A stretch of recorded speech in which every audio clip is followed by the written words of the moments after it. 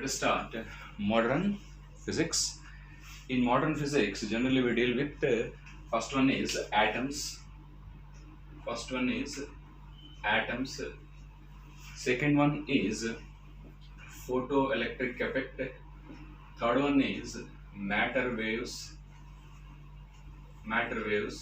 Fourth one is X-rays, and fifth one is nuclear physics. This is the 5 parts of modern physics. Later we enter into the semiconductors. Now let us see first atom. This is very important chapter and easy chapter to score marks in JEE. Very important one. In atom, let us see atoms now. So let us see atoms. Now the first and foremost model of the atom is, first one is called as Thomson's plum pudding model. You know already, I think. That is a completely failure model. Next comes Rutherford alpha ray scattering experiment or model. Rutherford's model, we can say Rutherford's model. There he confirms the atom consists of positively charged particles in the central core called as nucleus. But because some drawbacks are there, then comes Bohr's model. He is successful to some extent. That is, it is confined to only hydrogen or one electron systems. Then comes Sommerfeld's model. Then comes a very successful model called as vector atom model. But now we are having only in atoms we are having Bohr's theory and a few part of what we call this Rutherford's model. I will explain Rutherford's model at the end. Let us see Bohr's theory first. Bohr's theory of hydrogen atom. Bohr's theory of hydrogen atom. Bohr's theory of hydrogen atom. First one is postulates. In this we are having postulates of Bohr's theory. Postulates of Bohr's theory. So Bohr has given two important postulates. We may discuss, we split into 4 or 5, but generally we can, the essence of all the 4 or 5 postulates is we can express in 2 postulates. Number 1 is every electron revolves around the nucleus in circular orbits. Every electron revolves around the nucleus in circular orbits such that its angular momentum is quantized.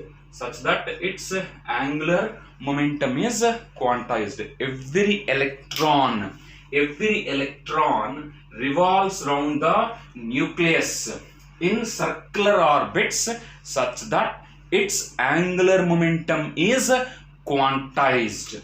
Or only those circular orbits are allowed for which the angular momentum is an integral multiple of h by 2 pi. Integral multiple of h by 2 pi. Later we call this h by 2 pi as h cross. In quantum mechanics we call this h by 2 pi as h cross.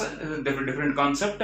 Now what this is, first postulate, every electron revolves around the nucleus in circular orbits such that its angular momentum is quantized.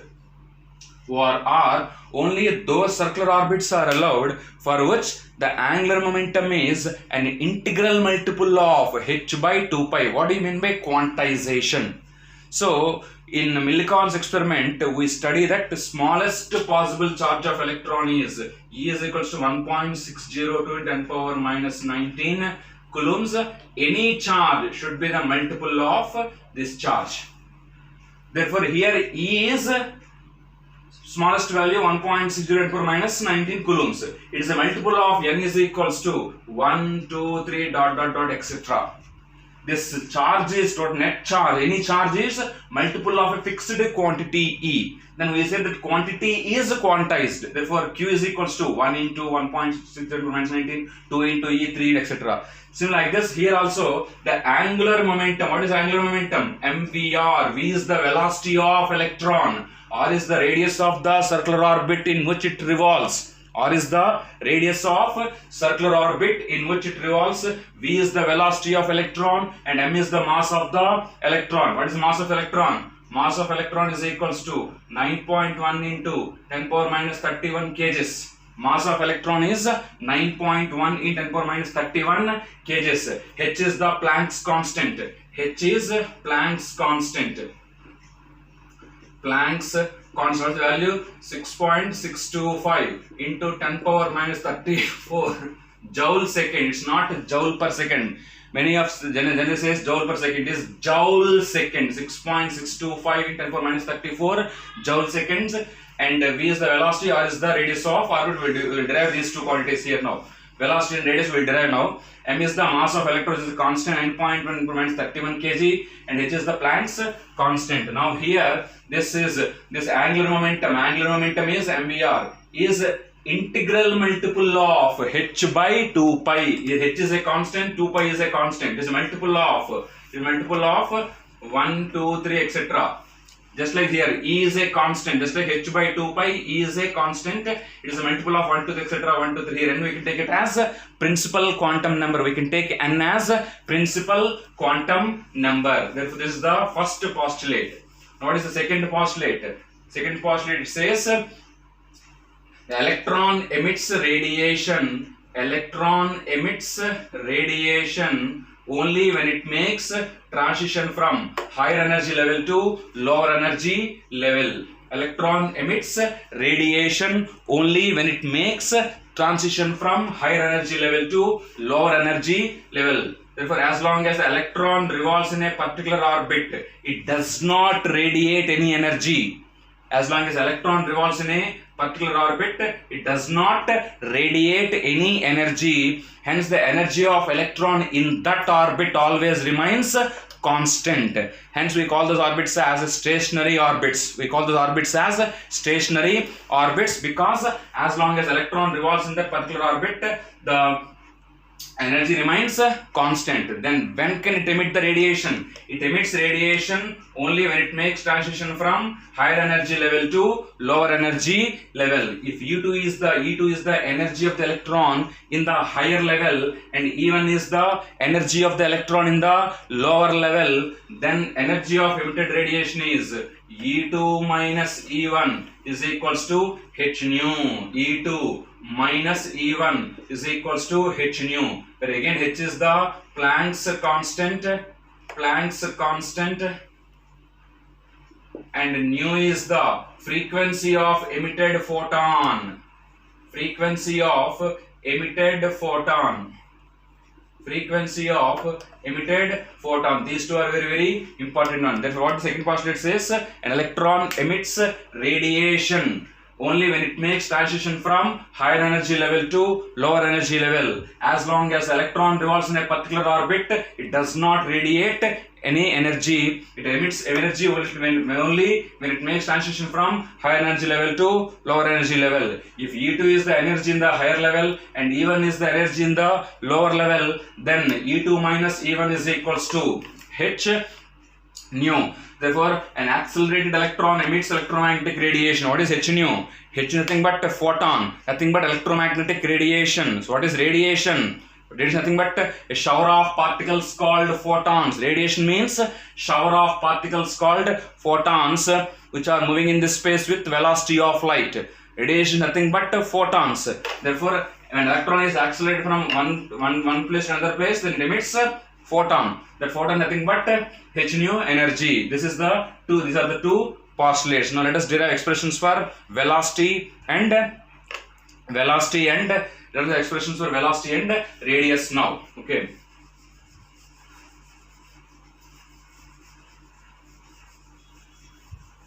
Velocity and radius.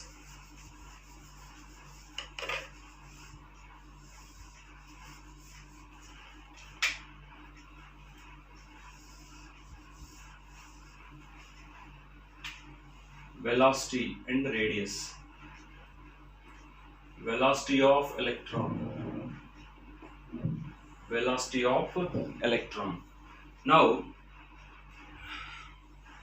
We derived first postulate as postulate 1. What is 1? Angular momentum is quantized. MVR is equals to NH by 2 pi, and second one is E2 minus E1 is equals to H nu. Now consider an electron of charge minus E revolving around the nucleus of charge ZE. Z is the atomic number of the element. I am not taking hydrogen directly. I am taking any atom. I am not taking hydrogen directly. If Z is equals to 1, that becomes hydrogen. Z is equals to 1, that becomes hydrogen. Now let us see, let us go for any of the atom now. Nucleus of charge ZE and radius is R and electron of mass M. Let electron of mass M and charge minus E revolving around the nucleus of charge ZE in a circular orbit of radius R with a velocity V. Now what happens? Electron is revolving around the nucleus means where can it get the necessary centripetal force? The centripetal force is obtained by the electrostatic force of attraction. Centripetal force applied by the electrostatic force of attraction between the electron and nucleus. If it is reverse circular orbit, then should have centripetal force. Where can it get the centripetal force? By the electrostatic force of attraction between the electron and nucleus. Therefore, so centripetal force is equals to electrostatic attractive force. Electrostatic attractive force. What centripetal force? mv square by r. mv square by r is equals to electrostatic force of attraction is q1 q2 by 4 pi epsilon naught r square. This implies q1 is charge of nucleus Ze. Q2 is electron of charge E. I am not taking the sign here because I am equating the two forces. Therefore, Ze into minus E by 4 pi epsilon naught r square. 4 pi epsilon naught r square. Say equation 3. Okay. Now, what we have? Therefore, electron revolves on the nucleus. Electrostatic force of attraction is balanced by the centripetal force is balanced by the electrostatic force of attraction. Therefore, what happens? Equation 3. Now from 1 we have MVR is equals to NH by 2 pi. So put 3 by 1. Put 3 by 1. Then what it becomes? MV square by R into MV square by R by MVR. MV square by R by MVR is equals to ZE into E. ZE square by 4 pi epsilon naught R square into NH by 2 pi. 2 pi goes upwards. NH by 2 pi. 2 pi goes upwards. Any cancellations here? See, mass, velocity and one velocity, R square, R square. R square and R square. Mass, one velocity and one velocity here in V square, and R into R square and this R square, and this 2 pi here 2 times gets cancelled. This implies velocity V is equals to ZE square by 2 epsilon naught NH. Velocity is equals to ZE square by 2 epsilon naught NH. Velocity is equals to ZE square by 2 epsilon naught NH. Say equation 4. So very important one here is V proportional to Z by N. These are very important in doing the problems. Not the expression is not important, but the proportionalities with atomic number and Bohr's orbit number, principal quantum number is very important. V proportional to Z by N and V is equal to ZE square by 2 epsilon naught NH. These are very important equations. Now how can we get the radius? Now what is radius now? Radius is equals to, now this let us say put 4 in. Put 4 in radius, put 4 in 1, put 4 in 1 implies m into V is equals to ZE square by 2 epsilon naught NH. MVR is equals to NH by 2 pi. MVR is equals to NH by 2 pi. Here cancellations here. 2 gets cancelled, implies R is equals to epsilon naught N square H square by pi m Z E square. R is equals to epsilon naught n square h square by pi m z e square. Sorry, mvr is equal to 2 pi. In place of m and v play in place of v, z e square by 2 epsilon naught nh, z e square by 2 epsilon nh into r is equal to nh by 2 pi. nh by 2 pi. Therefore, r is equals to 2 gets cancelled. R is equal to epsilon naught nh n square by pi mz e square. Therefore, from this equation, Rn proportional to n square by z, Rn proportional to n square by z. This is equation number 5. This is important. Rn proportional to n square by z. For hydrogen atom, z is equals to 1. For hydrogen, z is equals to 1. Therefore, Rn proportional to n square. Rn proportional to n square. If you put these values here, so if you put the values of epsilon naught, perimeter free space, epsilon naught is equals to 8.854 into 10 power minus 12 farad per meter. Epsilon naught h square, h is equals to 6.625 in 10 power minus 34 joule second, and mass of electron 9.1 into m is equals to 10 power minus 31 kgs. Mass of electron, h is equal, h already given, and e is equals to 1.10 power minus 19 coulombs. You put all these values, then we get the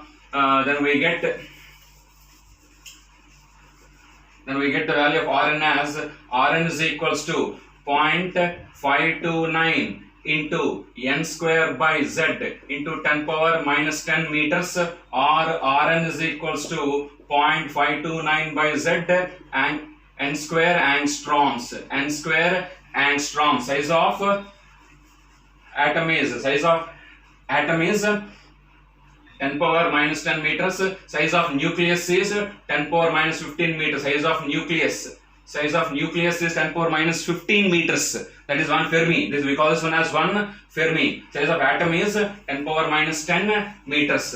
Now for hydrogen, z is equals to 1 for hydrogen. For hydrogen, z is equals to 1. Therefore, Rn is equals to 0.529 n square angstrom. This we will use very rapidly. This is the expression for radius of nth orbit. Now we will see. Let us see the energies and acceleration in the next class.